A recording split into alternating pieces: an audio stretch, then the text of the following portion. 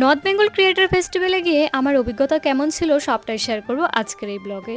আমার মা কিন্তু সকাল সকাল চলে এসেছে আমাদের বাড়িতে। মা যদিও একটা দরকারের জন্য এসেছে, মা যতবারই আসুক না কেন প্রত্যেকবার ব্যাগ ভরে ভরে কিন্তু এটা ওটা নিয়ে আসবে। মা এই নর্থ বেঙ্গল ক্রিয়েটর ফেস্টিভ্যালের ব্যাপারে আগে থেকে কিন্তু কোনো কিছুই জানতো না। আমি বিকেলে বলছিলাম যে তাড়াতাড়ি করে রেডি হও, আমরা একটা জায়গায় ঘুরতে যাব। আমার শাশুড়ি মা, আমার মা, আমার হাজব্যান্ড, আমরা কিন্তু চারজন মিলেই চলে এসেছি নন্দঝাড় হাই স্কুলে।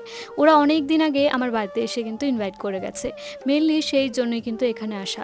সত্যি কথা বলতে এখানে না আসলে আমি জানতেই পারতাম না যে এত লোকের ভালোবাসা রয়েছে। আজকে যে সুন্দর থ্রি পিস সেটটি পরে রয়েছি, এই থ্রি পিস সেটটি আমি নিয়েছি মিশো থেকে খুবই রিজনেবল প্রাইসের মধ্যে। কমেন্ট বক্সে লিঙ্ক দেওয়া থাকবে, তোমরা চাইলে সেখান থেকে কিন্তু পারচেস করতে পারো।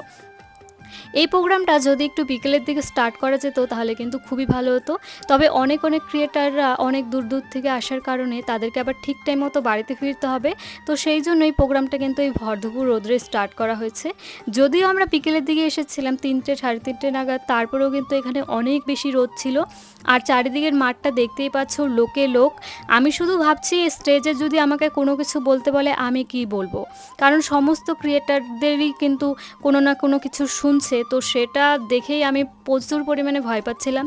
বারবার করে আমি আমার হাজব্যান্ডকে বলছিলাম আমি কি বলবো সেখানে গিয়ে। এই যে বোনটাকে দেখতে পাচ্ছ, এই বোনটা কিন্তু খুব সুন্দর ডান্স করেছিল। আর আমি যে এখানে গিয়েছি আমাকে কিন্তু অনেকেই চিনেছে, অনেকেই আমার ভিডিও দেখে, অনেক ভালো লাগে। সবাইকে অসংখ্য ধন্যবাদ। আর তোমরা কারা কারা আমার সাথে ফটো তুলেছো, কারা কারা আমার ভিডিও দেখো, যারা যারা আমাকে সামনাসামনি দেখেছো তারা কিন্তু প্রত্যেকেই কমেন্ট করবে। তোমাদের সববার প্রোফাইলে গিয়ে আমি কিন্তু দেখব তোমাদের ভিডিওগুলো। একদম সন্ধ্যের দিকে কিন্তু আমাকে এখানে ডাকা হয়েছে, আমি এত পরিমাণে ভয় পাচ্ছিলাম। আসলে সেইভাবে আমার এত বড় একটা স্টেজে এত লোকের সামনে কোনো কিছু এর আগে আমি কখনোই বলিনি, সেইভাবে আমার এক্সপিরিয়েন্স নেই। তো সেই জন্য আমি একটু নার্ভাস হয়ে গেছিলাম। তারপরেও আমি কিন্তু খুব সুন্দরভাবে যে কয়েকটা কথা বলেছি।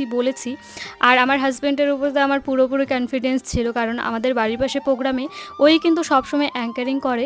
এর আগের ভিডিওতে আমি তো শেয়ার করেছি যে আমি এখানে কি বলেছি। এখানে এসে সত্যি কথা বলতে আমার ভীষণ ভালো লেগেছে। আর যারা আমাকে ইনভাইট করেছে তাদেরকে অসংখ্য ধন্যবাদ। আমার মা কিন্তু একটা রাত থেকে এখনই চলে যাবে বাড়িতে, তখন প্রায় বাজে ভোর 5টা সাড়ে 5টা। তো যাই হোক, মায়ের দিকে চলে যাচ্ছে, আমার তো মনটা খারাপ হয়ে গেল। আজকের এই ব্লগটি তোমাদের কেমন লাগলো আমাকে কিন্তু জানিও।